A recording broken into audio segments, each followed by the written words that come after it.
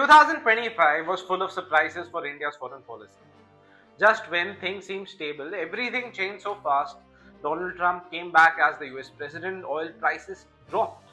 Wars were dragging on, protests exploded in neighboring countries, and India faced tough choices in every direction. So, what really happened? Why did the US suddenly put heavy tariffs on India? And why is India silent about Israel attacks and the war in Gaza? Why are people in Bangladesh and Nepal turning against India? This wasn't just another year for India's global strategy, it was a big test. In this video, I'll explain you the biggest international events that affected India in 2025. We look at the major challenges from sanctions and visa troubles to tensions with Pakistan and criticism from global partners. But we'll also explore into India's quiet wins, like the new trade deals, helped to our neighbors, and even surprise connections with the state like Taliban. And most importantly, we'll see what is coming in 2026. Can India handle the pressure and protect its global image? Or will more problems come next year? Let's break it all down and clear and simple with a step-by-step explanation for the same. Well, it all started with the Trump earthquake. Well, I stated it right. One of the biggest shocks of 2025 came from the US when Donald Trump returned as the president. Many in India expected his second term to be more friendly. But what followed was a series of tough moves that especially hit India. First, Trump announced heavy tariffs, 25% extra charges on goods from countries that buy oil from Russia. India was directly affected. This made Indian oil more expensive and hurt our economy. For many, this felt unfair and politically motivated. Next came immigration. Trump started blocking H-1B and student visas again. Many Indians trying to work or study in the US were stuck. Deportations also increased, and thousands of Indians living in the US without papers were sent back. Families were separated, protests followed in both the countries. But the biggest diplomatic hit came when Trump claimed that he stopped the fighting in Operation Sindoor. A military clash between India and Pakistan, he invited Pakistan leaders to the White House, praised them, and approved new F-16 fighter jet sales. This angered India, which had always wanted the world to stand firm against terrorism, especially coming from Pakistan. Many felt Trump was ignoring India's concern and playing both sides. All of this made the public question whether diplomacy with the US was working. External Affairs Minister S. Jaishankar visited the US multiple times. But tensions remained. Critics blamed the Ministry of External Affairs for not pushing back harder. Trump's actions surprised many, not just in India but across the world. He changed his views on Russia, praised the strongman leaders, and pushed for a Nobel Peace Prize for ending wars. What this means is clear. The US is no longer a predictable partner for us. India will need to plan carefully and protect its interests without depending too much on Americans. Now coming to the regional fires. While India faced pressure from global powers, problems were also rising closer to home. In Pakistan, tension suddenly turned into conflict.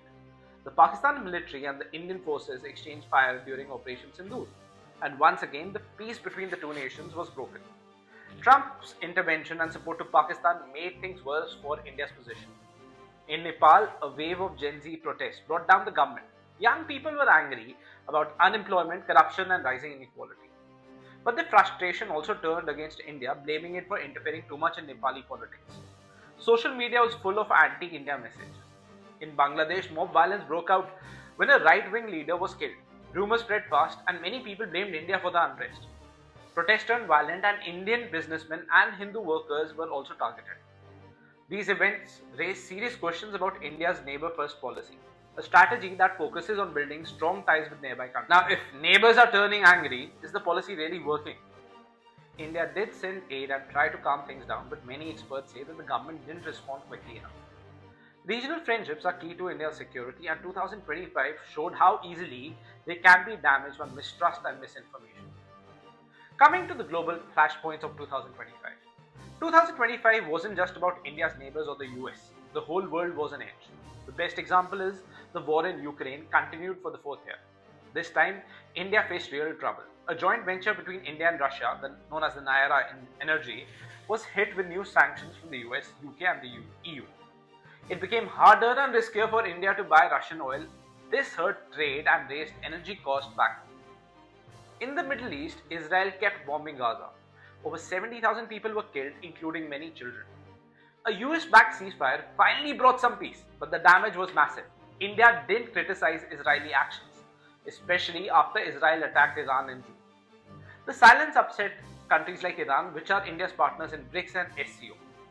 India had big dreams for the IMEC, the Indian Middle East Economic Corridor, a new trade route that could boost business and jobs. But because of the war and tension, this plan is right now frozen. These flashpoints show a hard truth. India must balance global friendship carefully. One wrong move, one silence can upset partners and hurt national interest. 2025 made it clear staying neutral is getting even more harder nowadays. It's actually true. 2025 wasn't all bad news. India also made some strong diplomatic moves. One major win was with Canada after 2 years of tension over the killing of Khalistani separatists. Both sides decided to move forward. Prime Minister Modi visited Canada for the G7 outreach. He met with the new Canadian PM, Mark Carney, and they agreed to put the past behind them and focus on trade and cooperation. Another surprise came from Afghanistan. India opened talks with the Taliban, a group it had avoided for years. After a meeting between top diplomats early in this year, ties improved fast.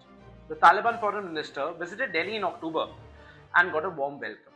This raised some criticism because of Taliban's harsh treatment of women, but it gave an Indian edge over Pakistan in the region.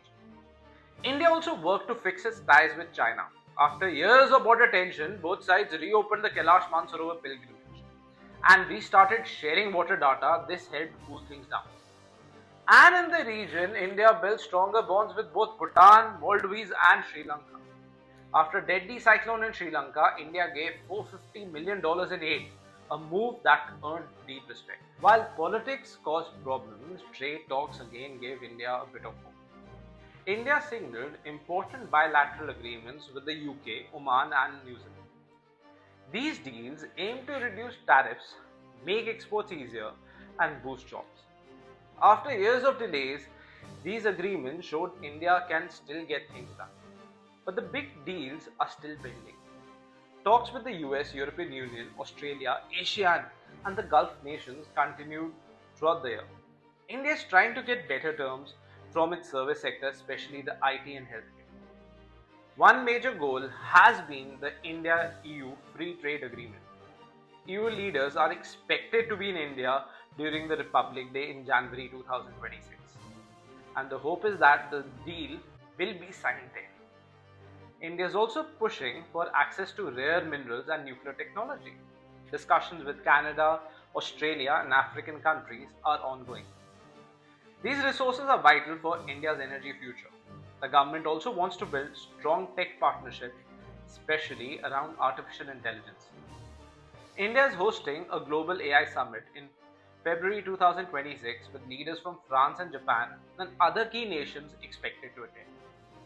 2025 ended with strong efforts, but 2026 will be the real test of how much progress these deals can bring. Now coming to what is ahead in 2026. As 2025 ends, India is already looking at a busy and important 2026. One major event is the expected visit of the EU leaders for Republic Day. This could be the moment when India, the long-awaited Indian-European Union trade deal is finally signed. A breakthrough here would boost India's exports and partnership in Europe. Another big test will be elections in Bangladesh, Nepal and Myanmar. The results could change how India deals with its neighbors. Any unrest or anti-India feelings could create even more trouble for India's regional diplomacy. In February, India will be also hosting a big artificial intelligence summit. Leaders from all around the world, including France, Japan and possibly the US, will more likely be attending. This is India's chance to show it's ready to lead in the global tech. Canadian's Prime Minister is also expected to visit to discuss critical minerals and nuclear energy. These talks could help India strengthen its clean energy plans. But all eyes will be on whether Donald Trump finally visits India for the Quad Summit, a key meeting between the US, India, Japan and Australia. If that happens, it could reshape India-US ties again. In short, 2026 is full of chances and challenges. How India moves next will shape its global role for years to come. Well, 2025 was a year of big challenges, unexpected shocks, and a few quiet wins for Indian foreign policy. From Trump's return and regional unrest to smart trade moves and surprise diplomacy, India had to stay sharp on all fronts. But the real question is, can India turn this pressure into opportunities in the year 2020? With major deals, elections, and summits ahead, the stakes are even more high. One wrong move could cost a lot. One right step could change everything. So, what do you think? Is India ready? If you found this breakdown helpful, hit the like button and subscribe for more deep insights on global politics and India's role in the world. Jai Hind, this is Hartaj signing off.